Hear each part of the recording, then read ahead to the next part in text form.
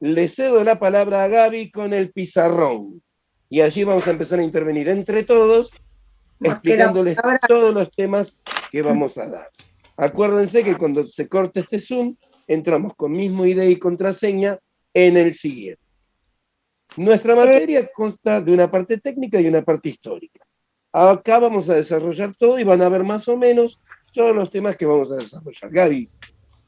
Sí, lo que les iba a comentar es que lo que vamos a hacer ahora es en este pizarrón virtual, vamos a poner a grandes rasgos los títulos de todos los temas que vamos a ver en el transcurso de todo el cuatrimestre, que lo que pongamos y hablemos acá de cada uno de los temas es una mera enunciación como para que ustedes tengan una idea de lo que vamos a ir viendo, pero no se mareen, porque no es que estamos explicando cada uno de los temas, sino que les estamos dando un pantallazo general para que ustedes sepan todo lo que vamos a ver. Cada uno de esos temas tendrá una clase especial en la cual lo vamos a desarrollar, ¿sí? Entonces, la idea es que ustedes tengan más o menos los títulos y una orientación para no ponerle solo títulos de lo que vamos a ver para la primera parte, luego lo que vamos a ver para la segunda parte y durante todo el cuatrimestre lo vamos a ir desarrollando. Si te parece, Ale, empezamos por la parte histórica, así Marce puede ir a despertar a Guadalupe y darle de comer, que ella tiene un pantalla de los temas que tenemos en la histórica. Sí, ahí vi que se despertó, pero bueno, es así. Lo que vamos a ver en la primera parte tiene que ver con la historia. En general me odian casi todo, pero después terminan siendo realmente, algunos les resulta más interesante la parte histórica. ¿Qué es lo que vamos a ver? En realidad vamos a ver solamente dos pueblos antiguos, que vamos a arrancar en la primera edad, que es la edad antigua, solamente con dos pueblos en sus aportes a la formación sobre todo de un Estado. Por un lado vamos a ver Grecia, en su aporte fundamental que tiene que ver con la participación de los ciudadanos en la vida política, y por otro lado vamos a ver Roma, con su aporte principal que tiene que ver con el derecho y con las instituciones jurídicas.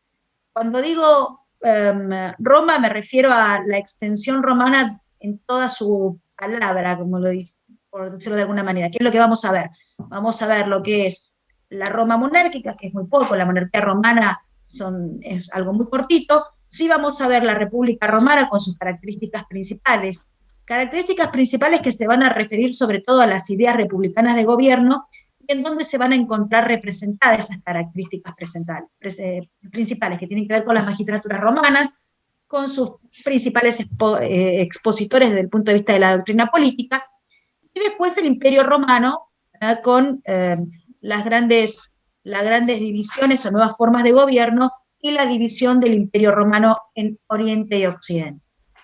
En esta primera etapa, esos son lineamientos muy importantes que van a dar lugar, sobre todo hacia fin de la era romana, la llegada del cristianismo, que nos va a servir como un nexo o una unión para la nueva edad, que es la Edad Media.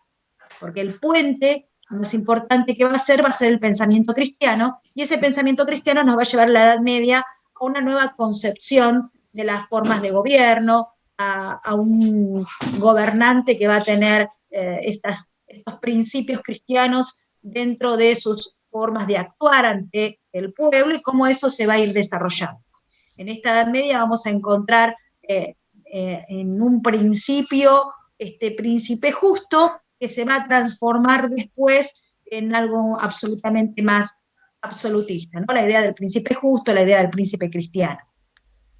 Vamos a ver también dentro de esta Edad Media lo que se llamó el derecho de resistencia a la opresión, qué es lo que significa, qué es lo que implica, qué es la jerarquía cuatripartita de la ley, para qué sirve. Todos esos temas los vamos a ir desarrollando con mucha claridad, o por lo menos esa va a ser en un principio la idea. ¿Qué es lo que vamos a ver asimismo dentro de esta etapa? Más allá del aporte del pueblo romano, el aporte del pueblo griego, vamos a ver la Edad Media, y posteriormente a la Edad Media nos vamos a encontrar ¿con qué? Con la Edad Moderna. En la Edad Moderna nos vamos a encontrar específicamente con unas nuevas concepciones de lo que es un gobierno absolutista. ¿Qué implica ese absolutismo o a qué hace referencia? Aparecen esas nuevas ideas de que el que decide lo hace como quiere o le pone toda su impronta sin tener en cuenta la ética, sin tener en cuenta la moral, teniendo solamente o tendiente a la conservación del Estado. Aparece Maquiavelo, aparece Hobbes como exponentes de este absolutismo llamado pagano porque está en contra del tema de la religión o de la unión a la religión. Vamos a ir viendo en esa etapa también lo que implica el pensamiento, digamos, absolutista, pero desde el punto de vista religioso, desde el punto de vista espiritual, con quién es su exponente. Y también dentro de esta etapa nos vamos a encontrar con las distintas doctrinas heterodoxas sobre la Iglesia en el Estado, la aparición de determinados pensadores, vamos a encontrarnos con Montesquieu, vamos a encontrarnos con Rousseau, vamos a encontrarnos con Kant, y sobre todo siempre haciendo referencia a la formación del Estado. ¿Por qué es necesario que exista una polis en Grecia o por qué es necesario que exista un Estado cuando nos encontremos en la Edad Moderna y la aparición del gobernante y en sus formas de llegar al poder? Esto lo vamos a ir desarrollando, quédense tranquilos, que yo les voy a contar la historia como siempre lo digo, a mí me gusta hacerla como un cuentito, para que después a ustedes les sea mucho más simple o más fácil de estudiar. No se enloquezcan, que no es algo tan complejo ni tan difícil, y si ustedes tienen la posibilidad de escuchar la clase, se van a dar cuenta que va a ser muy fácil ir siguiéndolo. Después de la edad moderna, generalmente el primer parcial va a terminar con la edad contemporánea, que en esta edad contemporánea siempre se habla de que es la edad de los ismos, o yo digo la edad de los ismos, no sismos, sino ismos. ¿Por qué? Porque vamos a ver todo lo que termina en ismo: nacionalismo, comunismo, socialismo, sindicalismo, anarquismo, marxismo, sus ideas acerca de la formación de un Estado y la figura del gobernante, que en el fondo es eso lo que vamos a ir viendo.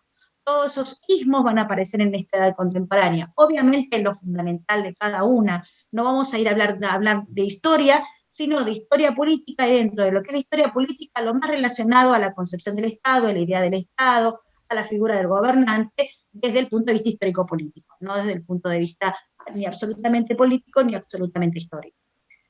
Esta es la primera etapa. Si yo tengo que definir cómo vamos a ir viendo esta edad antigua, ustedes recuerden que la edad antigua va desde los orígenes de la humanidad hasta el 476 después de Cristo. ¿Qué es lo que pasa en el 476 después de Cristo? ¿Alguien sabe? Cae el llamado Imperio Romano de Occidente.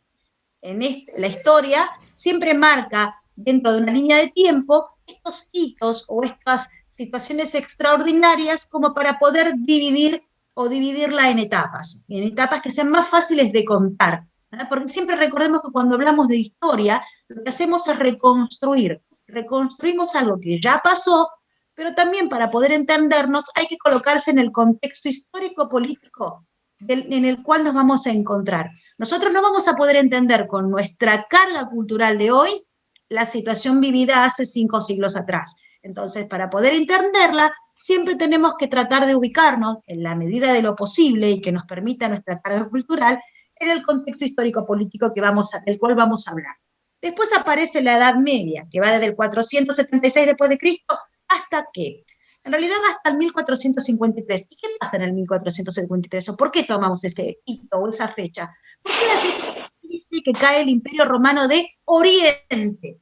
El Imperio Romano se había dividido en dos porque era muy grande, y lo vamos a dividir en 2 etapas. En la primera etapa se llama la Edad Antigua, y en la segunda etapa la Edad Media termina en el 1453, cuando cae este Imperio Romano de Oriente. Hay algunos autores que en vez de tomar esto como punto de partida o como la caída de la Edad Media, van a tomar algo que también pasó en el 1400. ¿Qué otro hecho importante pasó en el 1400? Del 1400 al 1500, que puede relacionarse con nosotros. ¿Quién puede decir algo? El descubrimiento de América. Muy bien, Matías, por eso tendrías que ser de Boca. Mirá que me van a matar tus compañeros. 1492 fue el descubrimiento de América y es otra de las historiadores, sobre todo los americanos o sudamericanos, hablan de ese hito como para dividir la Edad Media de la Edad Moderna. O la Libertadores. Bueno.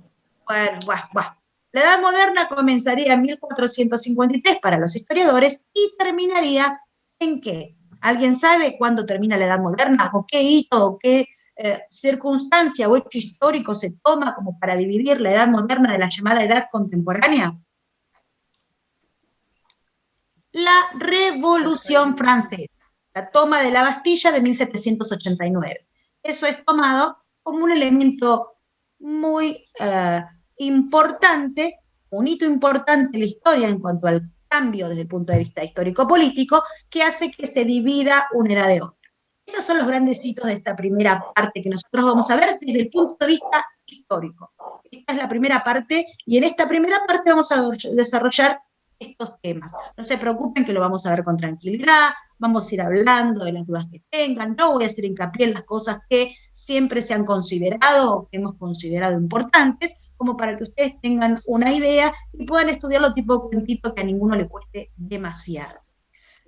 Ahora, dentro de esta primera parte de la etapa de la materia, de esta primera parte hacia el examen, la historia termina aquí. En cuanto a los otros temas, quizás es importante que ahora mis compañeros les digan cuáles serían los otros temas para después poder engancharlo a la otra parte, en lo que corresponde a la segunda etapa después del primer parcial. Les cedo el turno a mis compañeros. Que bueno, no me están escuchando. Sí, estábamos muteados, teníamos que desmutearlo. Muteado. Bueno, para no mezclar con lo que doy en la segunda etapa. ¿Puedo borrar el pizarrón? La primera parte. Puede borrar. Gracias, doctora. ¿Sirve algo esto que anoto o no quieren que anote más? Yo me siento como el sketch ese de Gasalla, que había uno atrás haciendo señas todo el tiempo. Bueno, me siento así, como que ella hable y yo copio. No es... Hago una aclaración, espera. Mariano, no, el parcial no es nada más que esto. Los temas que da Marcela hasta el primer parcial son estos, pero faltan los que damos nosotros, que es de la parte técnica, que son los que vamos a desarrollarte ahora.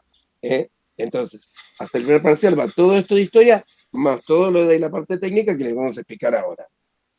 Y sí, lo del pizarrón está bárbaro, así que vamos a seguir con el pizarrón. Borralo, Gaby, borra también parte histórica. Y vamos entonces a ver en la parte técnica qué es lo que vamos a ir viendo. Vamos a empezar con la actividad financiera del Estado. Actividad financiera del Estado. La actividad financiera del Estado, vamos a ver que se va a referir a todo lo atinente al ingreso de riqueza, que son recursos públicos, y al egreso de riqueza, que es el gasto público. Vamos a desarrollar los 5 elementos de la actividad financiera y vamos a explicar cuáles de esos elementos configuran la ciencia de las finanzas públicas y cuál de esos elementos configura el derecho financiero. Los elementos son elemento económico, jurídico, político, técnico y sociológico.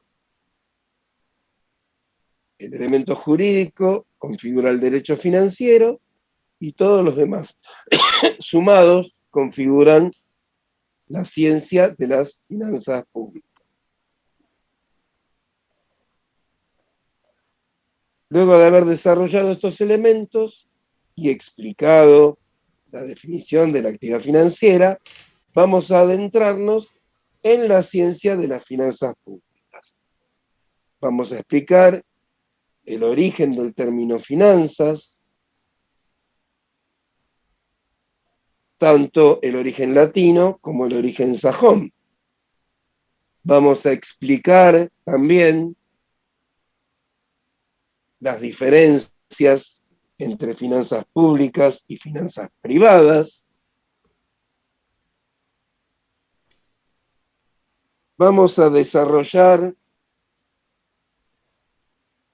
lo que son las necesidades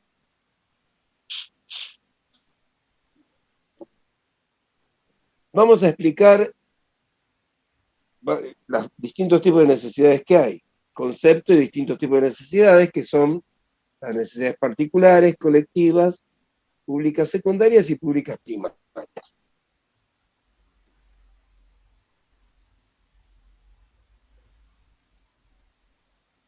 A los distintos tipos de necesidades los vamos a relacionar con los distintos tipos de Estado desde el punto de vista financiero. Distintos tipos de Estado desde el punto de vista financiero. Vamos a tener el Estado gendarme, providencia, fáustico, neoliberal. Gendarme, providencia, fáustico, neoliberal.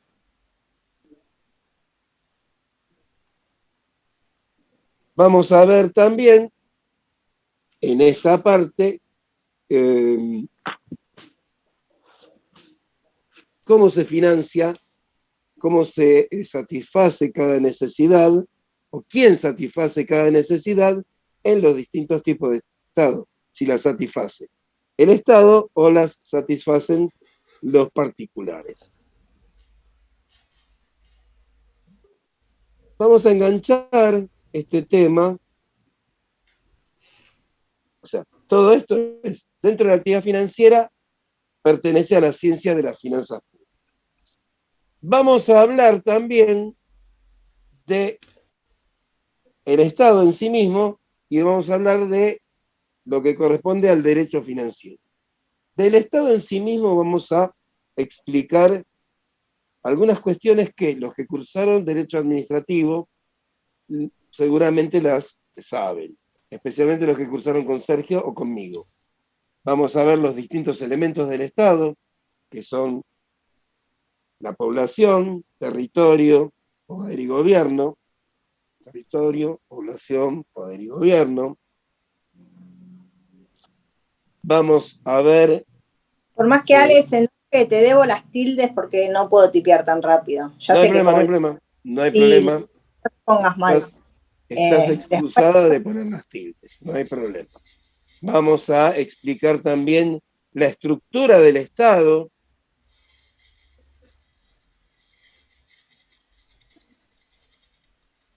Vamos a tener en la división de poderes, vamos a estudiar, que se va a relacionar también con lo que van a ver con Marce, de división de poderes en la parte histórica. Y vamos a ver los principios del Estado. El principio de competencia, el principio de jerarquía y el principio de coordinación. Competencia, jerarquía y coordinación. Luego vamos a salir del Estado y vamos a ver lo referente al derecho financiero. Derecho financiero. En el derecho financiero vamos a ver la pirámide de Kelsen. Pirámide de Kelsen. Kelsen es un autor austríaco que muchos en vez de Kelsen le dicen Kessler, pero es Kelsen, pirámide de Kelsen, en la cual se desarrollan lo que llamamos el orden jerárquico de normas. Vamos a estudiar todas esas fuentes del derecho financiero, que son la Constitución Nacional, los tratados internacionales, los decretos. Vamos a ver ahí algo interesante, que es qué pasa con los decretos de necesidad y urgencia, sobre todo teniendo en cuenta que con todo lo referido a la pandemia se han dictado muchos decretos de necesidad y urgencia. Y vamos a ver las fuentes específicas del derecho financiero, que son las resoluciones del Administrador Federal de Ingresos Públicos, las circulares del presidente del Banco Central, etcétera, etcétera, etcétera. También vamos a ver los principios propios del derecho financiero. No hace al caso comentarlos todos hoy, pero por ejemplo, uno de los principios propios es el de sujetos distintos que en derecho civil. En derecho civil tenés personas humanas y personas no humanas. Las personas humanas son las personas físicas, las personas no humanas son las personas jurídicas. Pero en derecho financiero también tenés las sucesiones sin divisas, los patrimonios de afectación. Todo eso lo vamos a desarrollar acá. Para dar un rápido paneo de esto, ya está. Y para el primer parcial también va a entrar gasto público, que se los va a comentar Gaby. Si les parece, puedo borrar esto. Llegaron a tomar nota de los grandes temas. Sí, ahí. Bien. Perfecto. Entonces. Gracias, Melody. Gracias, Néstor. Borramos y vamos con gasto público. Dentro de la parte técnica, ¿sí? Piensen ustedes, cuando hablamos de finanzas públicas, ¿sí? ¿Qué les viene a la cabeza a ustedes respecto del nombre de la materia? A ver, alguno que quiera aportar. ¿Qué piensan ustedes cuando hablan de finanzas públicas? ¿Qué cosas incluyen las finanzas públicas?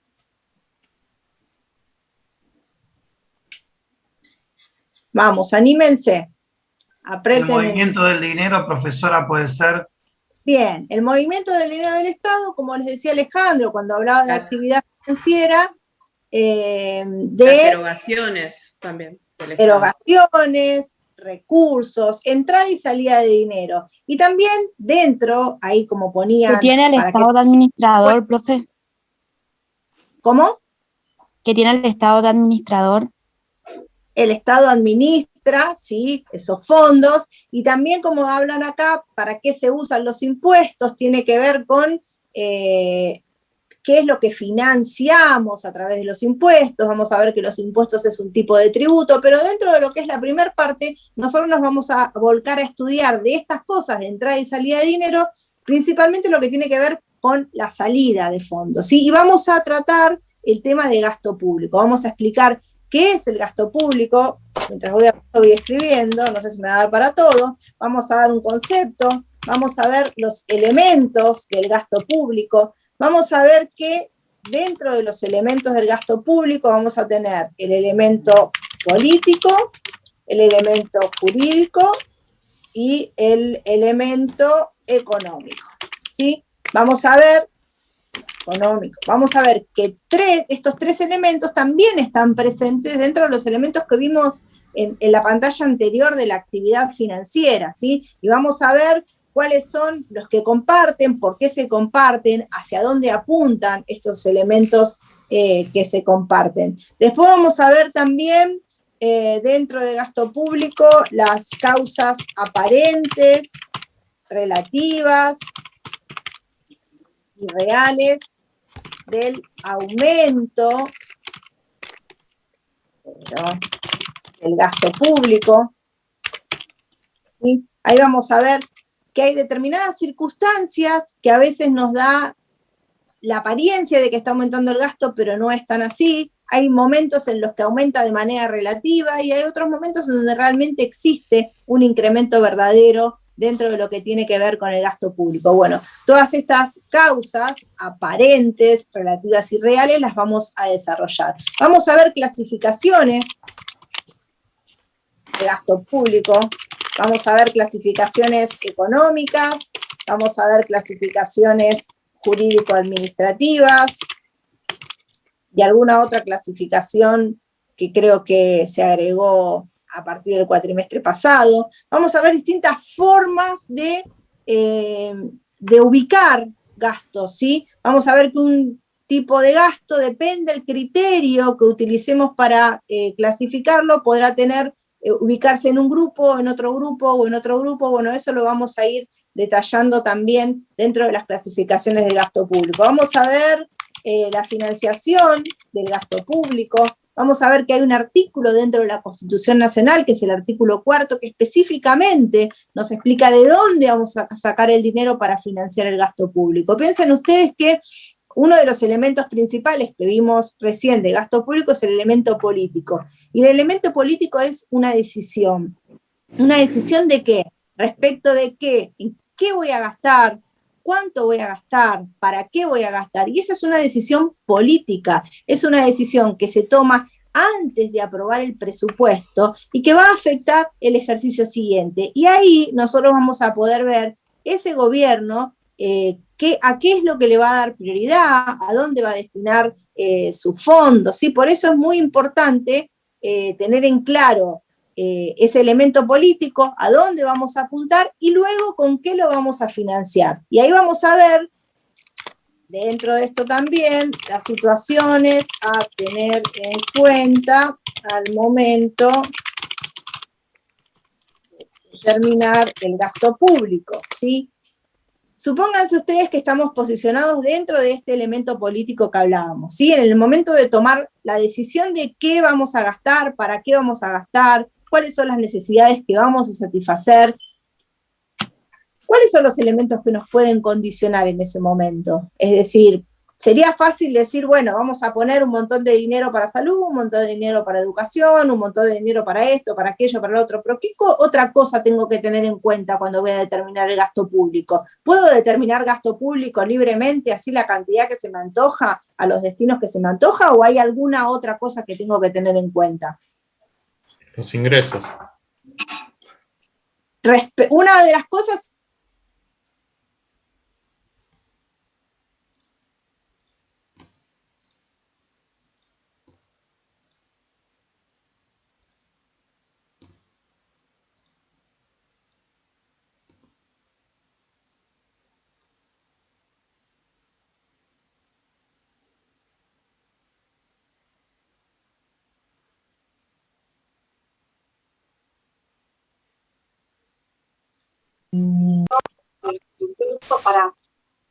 para facilitar.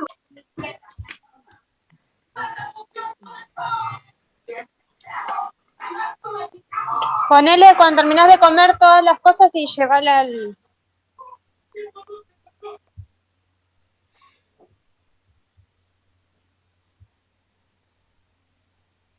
Dijo terminar de comer y a mí me dio un hambre.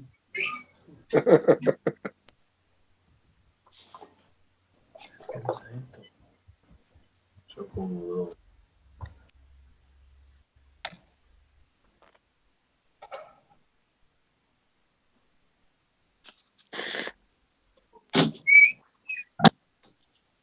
Bueno, a ver, vamos a esperar 2 segunditos más. Se me fue el pizarrón, todo. No sé en dónde había quedado.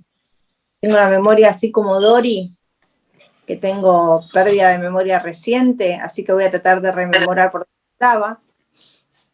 Habíamos llegado a ver las situaciones a tener en cuenta y lo que había que tener en cuenta al administrar el gasto público. Gracias, María Belén. Siempre es bueno tener gente joven que ayuda a los que ya estamos entrando en la etapa de ancianidad. No, hoy, hay gente, a veces estoy quemada y que aporte otro. Yo estoy terminando las últimas. Yo soy contadora, recibida en la Facultad de Lomas de Zamora, me recibí en el 97, o sea que algunos de ustedes estaban naciendo y yo ya me estaba recibiendo. 98, Gaby. En el 97 fuiste alumna mía. En el 98. Y estoy terminando las últimas declaraciones juradas de ganancias de este año, que fue muy complejo en cuanto a la liquidación de impuestos, igual que el año pasado, con todas las cosas nuevas, los cambios. Así que si hay algo que tengo es el cerebro totalmente quemado.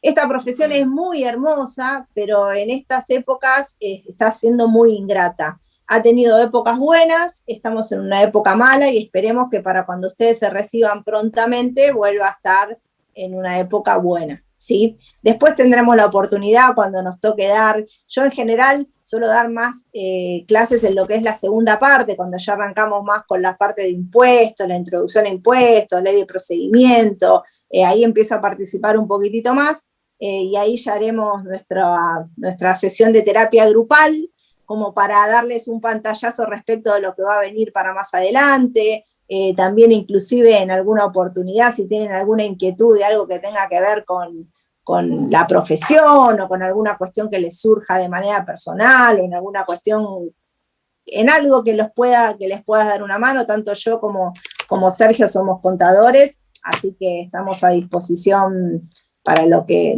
necesiten o los que les podamos dar una mano.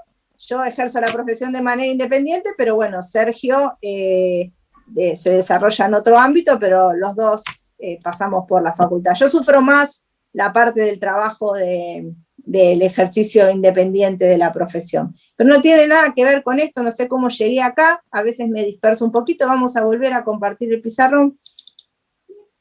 Acá estamos. Entonces, ustedes ven que me voy, me frenan, pero está bueno charlar cosas que tienen que ver con la profesión. En algún momento, inclusive, también armamos como un Zoom, que esto del Zoom está bueno, está hace mucho tiempo este tema del Zoom, pero nosotros lo descubrimos con el tema de la pandemia, y está bueno para charlar. En alguna oportunidad hicimos como, no sé, una clase con unos alumnos de una visita a la página de AFIP para ver las principales cosas. Vieron que cuando uno se recibe tiene el título bajo el brazo, pero ¿qué es lo que te falta? Que no lo vas a conseguir en la facultad, la experiencia o el conocer las pequeñas cosas para dar los primeros pasos, y eso está bueno que lo podamos ir incorporando de a poquito en el transcurso de la cursada. Así que también vamos a estar disponibles para eso, si alguno de ustedes les puede... Es complicado encontrar, pero uno siempre tiene que ir encontrando a medida que va transcurriendo en la facultad. Siempre hay gente que va a estar dispuesta a darte una mano cuando vos arranques. Yo tengo un montón de chicos que se recibieron, que me tomaron, entre comillas, como referente de algunas cosas en las que yo les puedo dar una mano, y que ellos fueron haciendo su camino, y hoy por hoy nos vamos, en algunas oportunidades, yo termino consultándole cosas a chicos que fueron alumnos nuestros, porque fueron especializándose en algunas cuestiones que yo no manejo, y siempre está bueno tener el teléfono del mail de alguien a quien preguntarle sin vergüenza, porque las primeras preguntas a todos nos dan vergüenza, y lo que pasa con el tiempo no es que dejas de tener preguntas, sino que dejas de tener vergüenza de preguntar, que eso está bueno también. Así que no tengan vergüenza si tienen preguntas. No, hay que seguir adelante, hay que tener paciencia, hay que seguir adelante, y van a ver que lo van a poder resolver todo sin problemas. Siempre lo importante en esta carrera, como digo yo siempre, es saber dónde ir a buscar. No es importante saber todo, porque las leyes como las estudien hoy ustedes, en lo que tiene que ver con la cuestión impositiva, en 15 días ya no son más así. Y en una semana más, capaz te las cambian retroactiva. Entonces, ¿es importante aprenderse la ley de memoria? No, es importante saber dónde buscar, tener capacidad de análisis. Todo eso es fundamental, y eso nos lo agrega la universidad, el agarrar los libros, el leer, el estar atentos, el estar siempre consultando diferentes cosas. Eso está bueno. Pero nada de lo que estudiemos, tal cual como lo estudiamos hoy, va a ser exactamente mañana. Así que bueno, eso va en constante cambio. Dame un segundo. Nos pasa muchas veces con Gaby que ella tiene alguna consulta jurídica y me consulta a mí de temas que, claro, ella tiene el tema contable, pero que se relaciona con lo jurídico. Entonces yo le doy el encuadre jurídico. Y a mí me pasa al revés. Yo una vez tengo un tema jurídico que depende de algo contable y la consulto a ella. Entonces está esa interacción que es importante, y como decía Gaby, cada uno de ustedes se puede llegar a especializar en algún tema, y vamos a tener que recurrir nosotros a ustedes, ustedes a nosotros. Y no tener miedo de preguntar, eso es lo más importante. No tener miedo. O sea, nadie nace con experiencia. La experiencia se va tomando de a poco. Entonces, no tengan miedo de preguntar. Y cuando termine el cuatrimestre, cuenten con nosotros siempre para consultarnos. Gaby, te corté. Piensen que, o sea, yo, por ejemplo, cuando llegué a finanzas, no había tenido en absoluto la posibilidad de trabajar con nada que tenía que ver con la carrera. Entonces había cuestiones o conceptos que a mí me resultaban difíciles, y tal vez a otros compañeros les resultaban fáciles de entender, como entender conceptos como base imponible, retención, percepción. Pues decís, viste, ¿y eso qué es? No lo vi, nunca lo ejercité, nunca lo trabajé. Bueno, nosotros damos las clases para aquellos que no lo saben, y el que sabe tal vez en esa parte o puede profundizar con algún concepto, que alguna cosa que puede preguntar, o lo va a tener que repasar. Y aquel que no sabe y tiene vergüenza de preguntar, bueno, utiliza algún otro medio, nos puede consultar por mail, pero nadie nació sabiendo. Todos tenemos la posibilidad de no saber algo, o no entender algo, o que nosotros demos una clase mala porque tuvimos un mal día, y lo que explicamos en esa clase no se entendió bien, y entre nosotros mismos nos vamos diciendo, che, la verdad que tu clase fue horrible, fíjate si quedó alguna duda o no quedó alguna duda. Entonces, con esa sinceridad que nos caracteriza, nos vamos diciendo si la clase fue buena o fue mala, y también ustedes pueden preguntarnos y decirnos, che, me quedó una duda de lo que explicaste la clase pasada de tal cosa, ¿lo podés repetir? Y lo repetimos igual, lo repetimos de una manera, lo repetimos de otra manera, y tratamos de que el tema se entienda. La idea es que ustedes se lleven de esta materia una base importante para los que estudian para contador, para impuestos 1, que es muy importante la base que se van a llevar de los primeros conceptos, y para los que estudian para licenciado, que se lleven una cuestión introductoria mínima para poder desenvolverse el día de mañana, ¿sí? Ale, ¿querías decir algo? Sí, anécdota del año 2001, 2002. Me había tocado a mí dar la clase de crédito público. Miércoles a la noche, salimos con Gaby de la clase, 10 de la noche, vamos a la playa de estacionamiento, ella todavía no tenía el auto, entonces la llevaba yo a la casa, y cuando íbamos a ir a la playa, digo, che, di mal la clase, ¿no? Entonces uno esperaba, no, quédate tranquilo. Fuiste horrible, me dijo, diste horrible, ¿o no? Sí, te dije que había sido horrible, que no se entendía nada de lo que dije. Y es verdad, es uno de esos días, pero ¿sabes lo que pasa? Es lo que decía Gaby, o como decía Belén antes. Hay días que tenés tantos despelotes, por no decir quilombos de laburo, que llegás con la cabeza quemada a la noche. La clase nos permite, a nosotros como docentes que nos gusta dar la clase, relajarnos, descansar. Pero hay veces que están tan quemados que das mal la cosa y te das cuenta. Y esa noche la di horrible. El sábado siguiente volví a dar la misma clase y le dije, ¿la di bien? Sí, hoy sí. Pero pasa eso, hay temas que nos gustan más que otros y otros que damos mejor que otros. Entonces, bueno, ese día pasó eso, quería contar esa anécdota, así que continúas vos, Gabriela. Bueno, Mabel Moro. Sí. Siguiendo con gasto público, entonces, donde me había detenido eran las situaciones a tener en cuenta al momento de determinar el gasto, ¿sí? En ese momento de tomar esa decisión política, uno tiene que tener en cuenta, primero, en qué tipo de estructura de Estado está parado, y vamos a ver dónde es más fácil determinar el gasto público, si en un país desarrollado, en vías de desarrollo, si en un país subdesarrollado. Vamos a ver que también hay que tener en cuenta la situación económica, ¿sí? No es lo mismo inyectar gasto público en una economía inflacionaria que en una economía que está sin inflación. ¿De dónde vamos a obtener esos recursos con los cuales nos vamos a financiar? Ahí vamos a enganchar con la ley de administración financiera y las cuestiones que tienen que ver con la prohibición de financiar cierto tipo de gastos con cierto tipo de recursos. Es decir, vamos a ir viendo toda esa cuestión. Después, ¿qué otra cosa vamos a ver? ¿Qué me perdí, Ale? ¿Dónde me quedé? Dije la clasificación. Los efectos del gasto público, ya los dijiste. Efectos, te falta el multiplicador, acelerador y efectos del gasto público. Vamos a ver que el gasto público tiene diferentes elementos. La inyección de gasto público, como decíamos recién, produce efectos, o sea, incrementa la renta nacional, eso puede producir efectos en el consumo, produce efectos en la inversión privada, y la idea teórica, lo que se hace con la inyección de gasto público es tratar de tender al pleno empleo, siempre aplicado dentro de un contexto que permita eso, ¿sí? Cuando vemos los efectos que produce la inyección del gasto público, vamos a desarrollar el efecto multiplicador y el efecto acelerador y el efecto amplificador, que son 3 elementos. El primero de ellos se relaciona de manera directa e inmediata con el consumo, ¿sí? El segundo, el acelerador, se relaciona de manera, vamos a poner acá, consumo,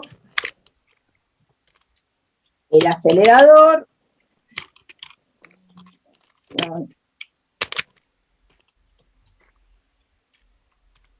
bueno, no puedo escribir ahora al mismo tiempo.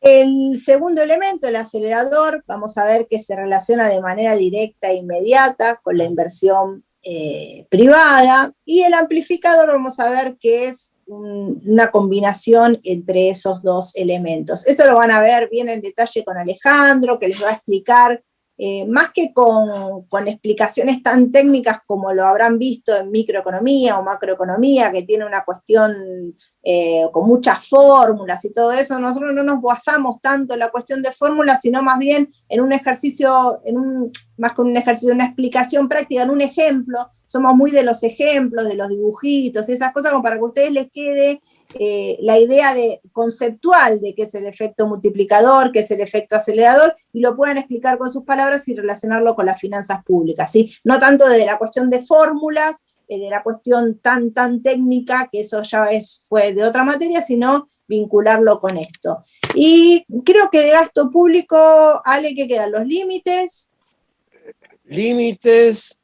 No, ya está. Bueno, y alguna cosa que nos hayamos olvidado de gasto público, la iremos viendo cuando desarrollemos puntualmente la clase de gasto. Recuerden que esto es nada más que una enunciación para que ustedes vean todos los temas que van a entrar para el examen, pero que cada uno, como diría Alejandro, se van a desarrollar in extenso en cada una de las clases, ¿sí?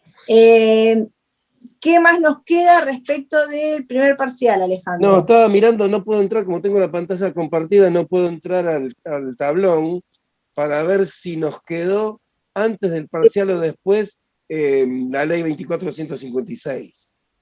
Bueno, te dejo de compartir la pantalla. Y ahí entro y lo veo enseguida. De todos modos, la ley 2456, sea que entra para una o para otra de las partes, les voy adelantando que es la Ley de Administración Financiera y Sistemas de Control del Sector Público Nacional.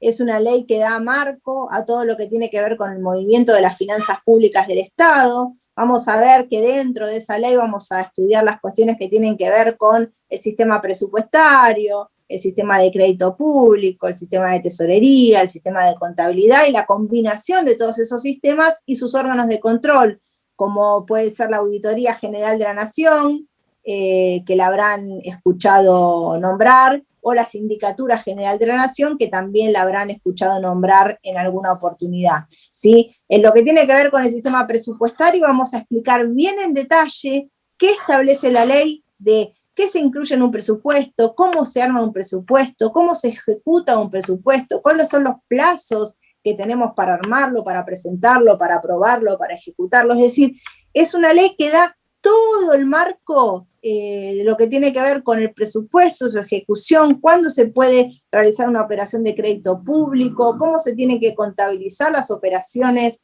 en el ámbito público. Es decir, es muy amplia y muy relacionada con nuestra materia. Eso ahora Alejandro les dirá si ingresa para lo que es la primera parte o si bien va para lo que es la segunda parte. ¿Ale? Va para la primera. Va para la primera. Va para la primera 2456 y va para la primera también servicio público, que generalmente iban para la segunda. Así que explicarles 2456 y yo les explico servicio público. Gracias, ahí alguien lo mencionó en el... con todos los servicios, ahí está lo que dice Mariano. Bien, bueno, de la 2456 es lo que les comentaba recién, de qué trata la ley, que vamos a ver todos los sistemas que están incluidos, se los anoto acá. Sistema presupuestario, de crédito público, sistema de tesorería, sistema de contabilidad y los órganos de control interno y externo. Vamos a ver bien en detalle toda la ley y nos vamos a focalizar más que nada en lo que tiene que ver con el sistema presupuestario, que es lo que hace nuestra materia, y sigue explicando sistema de tesorería y contabilidad, pero esos dos sistemas fundamentalmente se ven en contabilidad pública, aquellos que siguen la carrera de contador, y para los que siguen las carreras de licenciado no los vamos a torturar con tanto sistema, y nos vamos a focalizar en el de presupuesto. Y respecto del crédito público, es una bolilla que se va a ver para la segunda parte. Entonces, para finalizar con lo que sería el primer parcial, lo único que nos queda por ver de los temas que vamos a desarrollar tiene que ver con servicio público. Bien. La servicio público. ¿Empiezo? Bueno, servicio público, podés borrar, Gaby, el pizarrón, si te parece. Servicio público, también para los que cursaron ya derecho administrativo, este tema también lo vemos en derecho administrativo.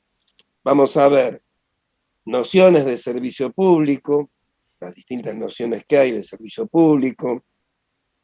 Primero una noción más amplia, luego se va restringiendo hasta llegar a la actualidad, en la cual tenemos la definición de servicio público. O sea, después de las 3 nociones, vamos a tener la definición de servicio público, de la cual se van a extraer los elementos del servicio público, que son sujeto, objeto y fin.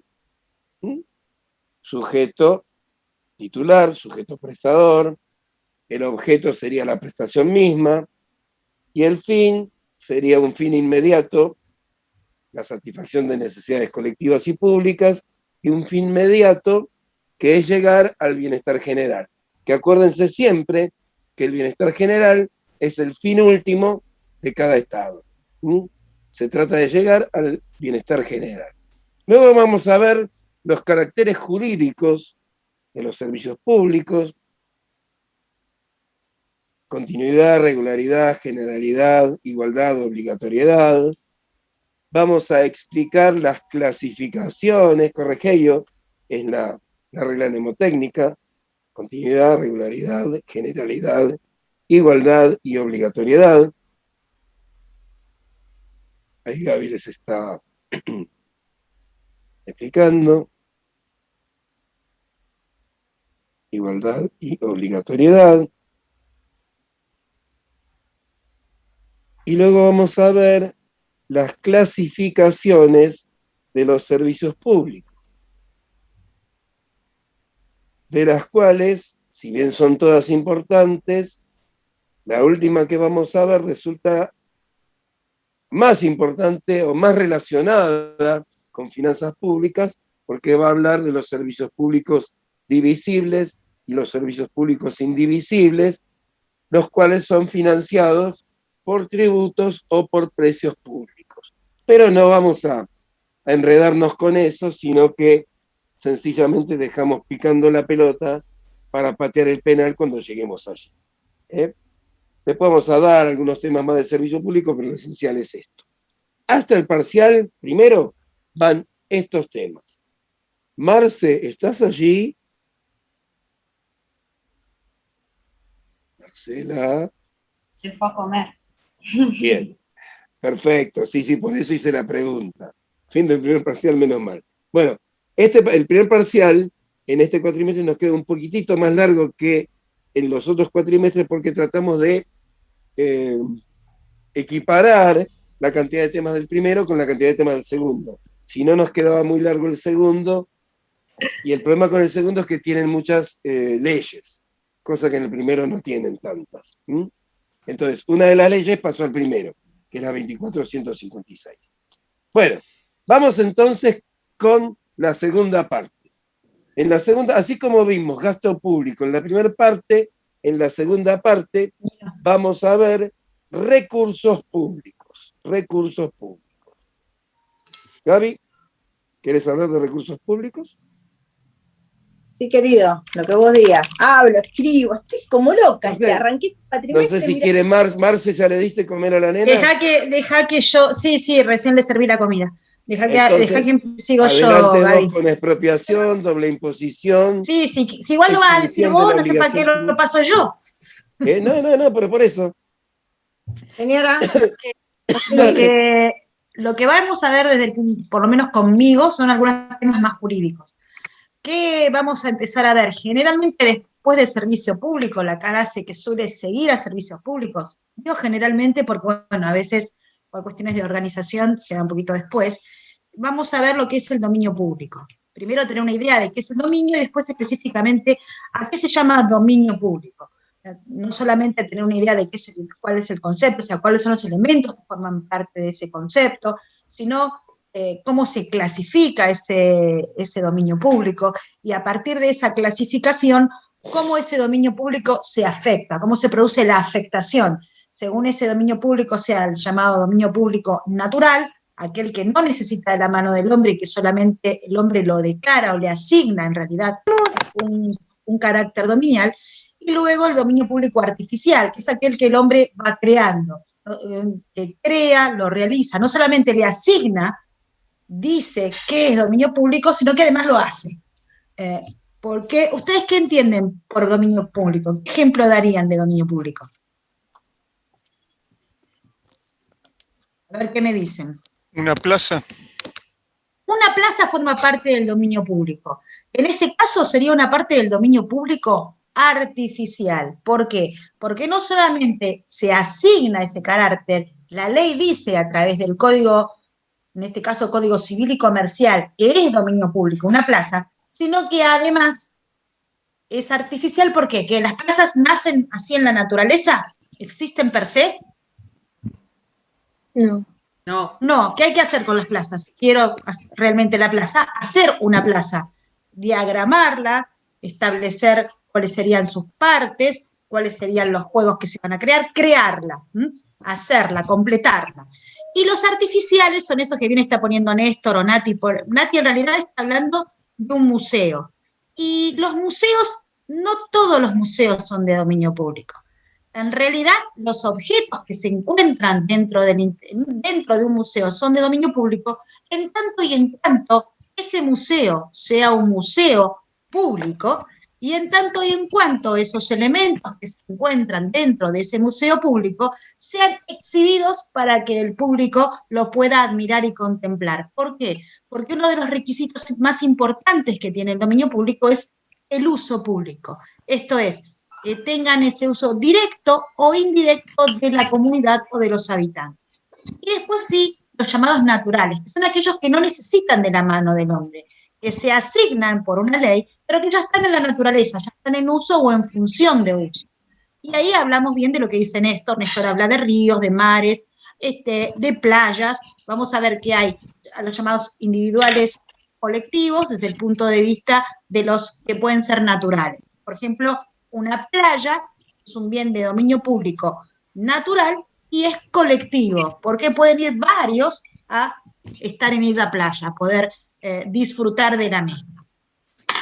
Dentro de este dominio público, de su concepto, de su clasificación, de qué características tiene, ¿tributan o no tributan los bienes de dominio público?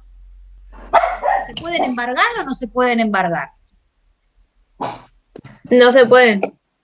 No se pueden embargar. Vamos a ver que mientras duren afectados a este dominio público, mientras dure esa afectación, que es ese uso directo o indirecto por la comunidad, no pueden ser embargados ni ser objetos de determinados tipos de trabas desde el punto de vista del derecho. No pueden ser embargados, no pueden ser adquiridos por terceros, no pueden ser adquiridos en realidad por prescripción.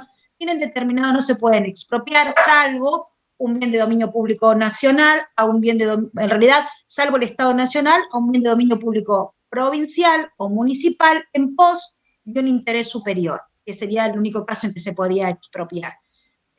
Y vamos a ver además esto de que no tributa, porque el Estado en realidad se estaría cobrando a sí mismo. ¿Qué poder tiene el Estado? Esto viene de dominio público. En realidad, ¿qué acciones ejerce? El poder de policía, el poder iniciar las acciones petitorias o pocisorias ante el órgano judicial que corresponda. Todo eso vamos a verlo dentro de los bienes de dominio público. Una vez que vamos a dar todos los detalles, yo lo voy a hacer de la manera más simple que ustedes tengan para que lo puedan ir relacionando, cómo se afectan los artificiales, que son distintos de los naturales. Esto que el hombre tiene que crear, esto de los puentes, las rutas, los caminos, una escuela, un hospital, estos son bienes de dominio público artificial. ¿Cómo puede afectarse? Esto de que pueda ser por ley, por acto administrativo de ley o por un hecho, y estos hechos de quiénes pueden proveer, si de la propia administración o de los terceros en ese caso. En cuanto a las fronteras, Néstor, ¿a qué te referís?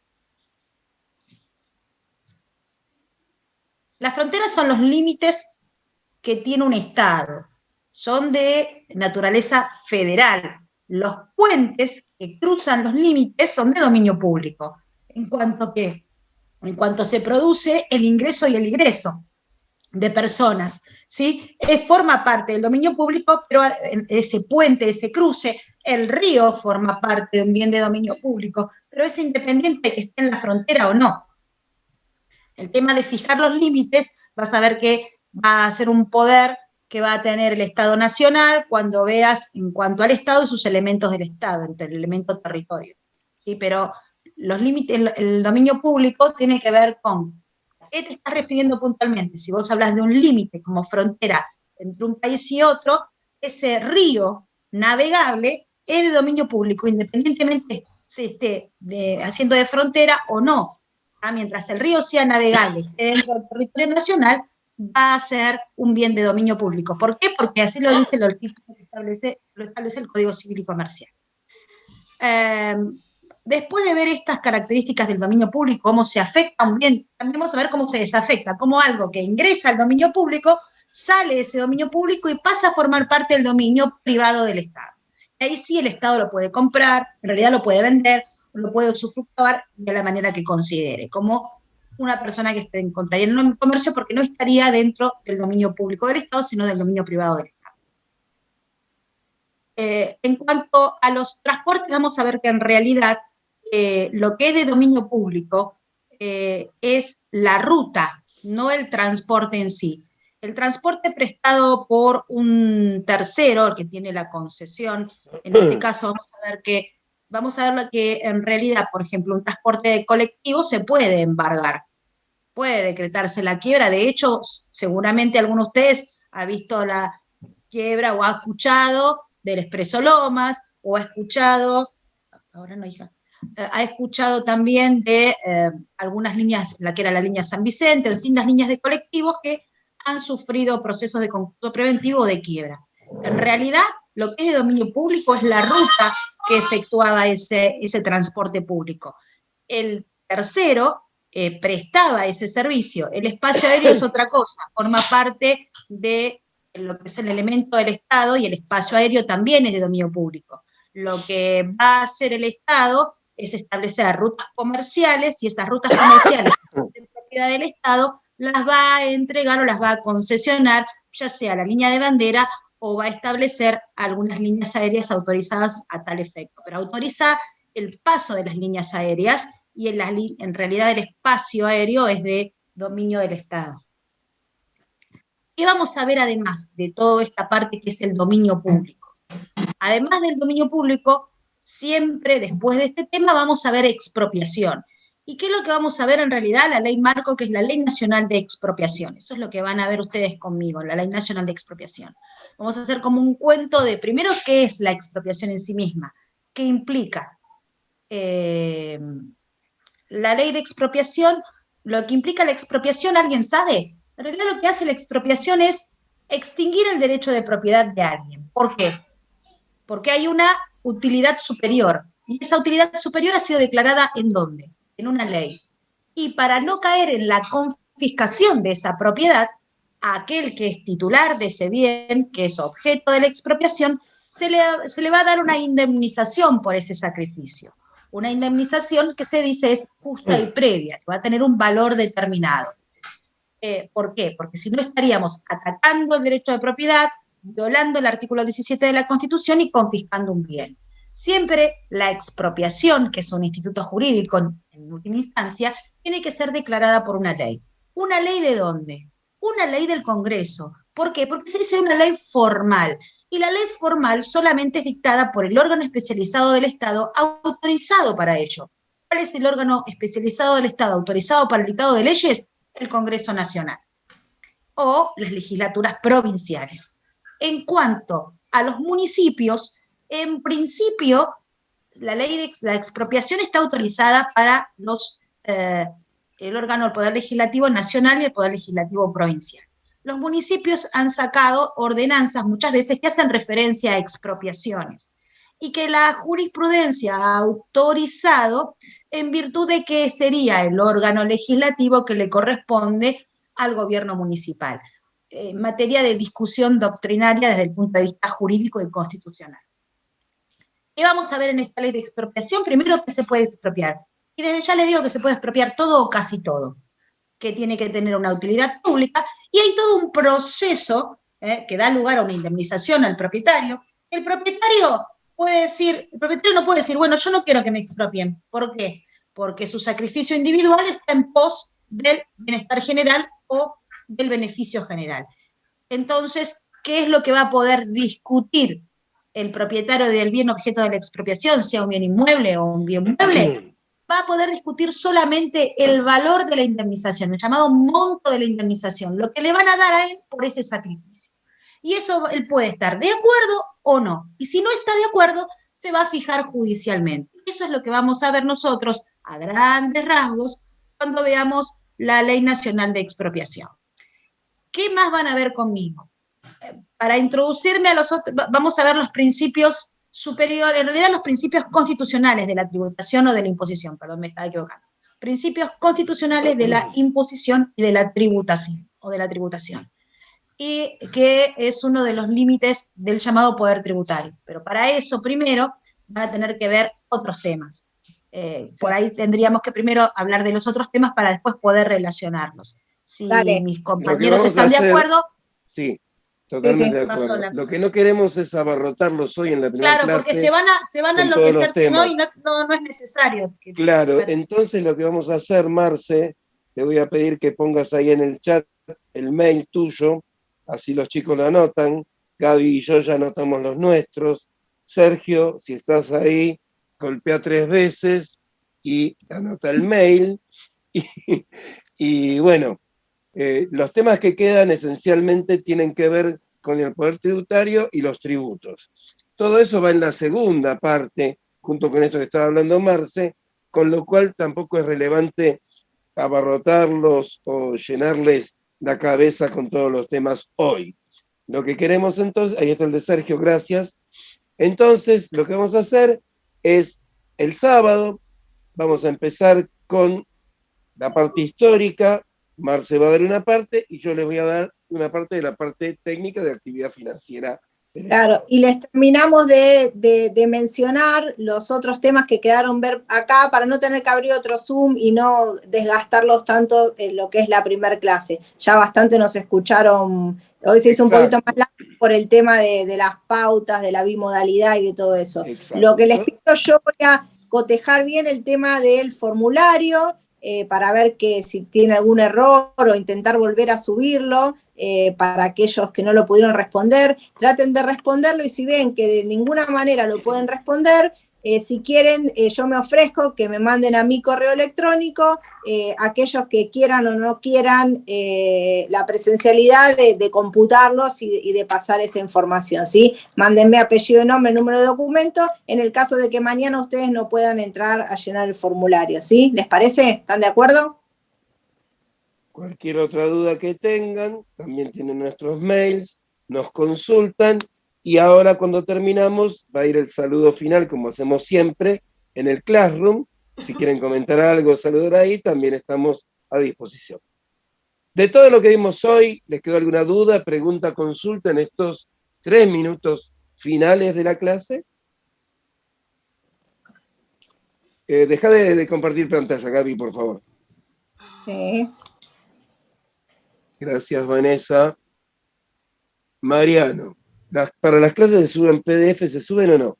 Para las clases van a tener, cada vez que viene una semana de clases, les vamos a habilitar los temas que van en esa, los temas que van en esa clase ya los tienen en el cronograma. Lo que les vamos a habilitar son apuntes y power respecto de los temas que van cada semana. La bibliografía la tienen en el programa. Y las leyes también, pero de cualquier manera el sábado les podemos hacer una enumeración de libros y de leyes que vamos a utilizar durante el cuatrimestre. Sí, vamos viendo el tema respecto del material. Si ustedes quieren que adelantemos el material de alguna clase, lo podemos hacer. Lo que no queremos es marearlos con tanto material todo junto. Eso lo vamos a ir manejando a gusto de ustedes y como lo podamos ir armando, ¿sí? La idea es que puedan ir teniendo el material, inclusive de algunas cosas que podemos compartir en la clase, en fin, no los vamos a marear más por hoy. Si alguien tiene alguna otra duda. Bueno. Ya creo que están cansados, no se agobien ni se sientan que es, porque les va a doler la cabeza tipo Abayasca, que muchos no van a saber ni de quién hablo. Pero porque son todos muy jóvenes. Bueno. Así que con calma, respiren, ya van a ver que de a medida que vayan estando en las clases, de la manera que les resulte más conveniente para ustedes y para sus familias, van a dar cuenta que las materias la van a ir llevando y van a ir viendo todos estos puntos de los que hablamos, los van a ver con tranquilidad en cada clase. Así que tómenlo con calma. Porque por ahí generalmente en la primera clase sienten que como es mucho. Bueno. Último minuto, chicos. Entonces nos vemos el sábado, pásenla bien. Un gusto compartir este ámbito con ustedes. Va el saludo final en el Classroom. Nos vemos el sábado, 14:30 horas. Por acá mismo les vamos a explicar el Classroom a qué Zoom entramos. Gracias, profe. Gracias por todo. Buenas noches a todos. Chao, profe. Buenas noches. Profe, gracias.